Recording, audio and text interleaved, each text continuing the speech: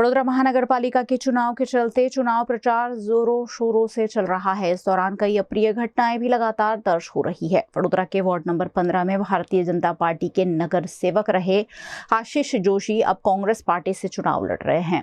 चुनाव प्रचार में जुटे आशीष जोशी और उनके परिजनों के साथ गाली गलौज और मारपीट की शिकायत आशीष जोशी ने पानीगेट पुलिस थाने में दर्ज कराई है, जिसमें उन्होंने रवि त्रिवेदी, भाविन व्यास और पिंकल माछी का नाम लिया है। चूंटणी प्रचार चाली रह्यो छे।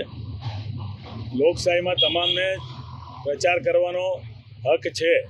तमे दुष्प्रचार करी रह्या छो।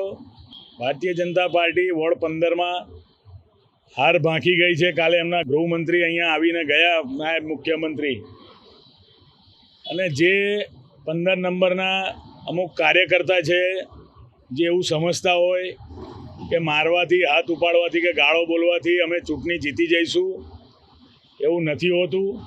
આ વોર્ડ 15માં જે નાગરિકો છે એ ખૂબ સંસ્કારી છે, એ બધું જોઈ રહ્યા છે કે આજે જે પ્રમાણે ભારતીય જનતા પાર્ટીના કાર્યકર્તાઓએ વોર્ડ 15ની અમારી આ સોસાયટીમાં આવીને જે મારા પુત્ર યશ જોશી પર જે હુમલો કર્યો છે, જે ગાળો બોલીને ગયા છે। મારા ધર્મપત્ની હાજર હતા, મારા બહેન હાજર હતા, અને એ લોકોને સામે ગાળો નહીં બોલવા માટે કહેતા આ ભારતીય જનતા પાર્ટીના કાર્યકર્તા રવિ ત્રિવેદી, પિંકલ માછી અને ભાવિન વ્યાસ આ ત્રણેય એવું સમજે છે કે અમે સત્તાના નશામાં કંઈ પણ કરીશું।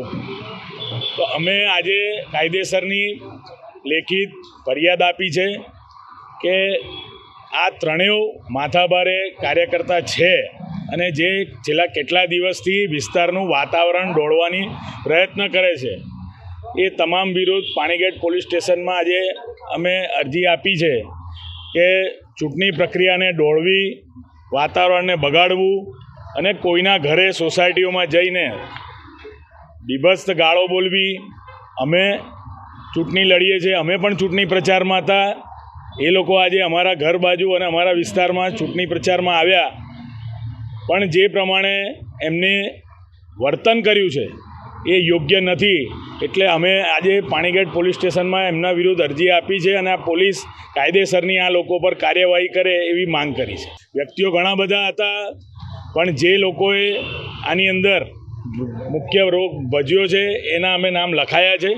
અને એવું સમજતા હોય તો હું આપના માધ્યમથી કહેવા માગું છું કે આ ચૂંટણી પ્રક્રિયા છે, આ લોકશાહી છે, અમે પણ પ્રચાર કરી શકીએ છીએ, તમે પણ પ્રચાર કરો, પણ જે પ્રમાણે તમે દુષ્પ્રચાર કરીને કોઈને ગાળો બોલી રહ્યા છો, કોઈના પર હુમલો કરી રહ્યા છો, એ બહુ વ્યાજબી નથી।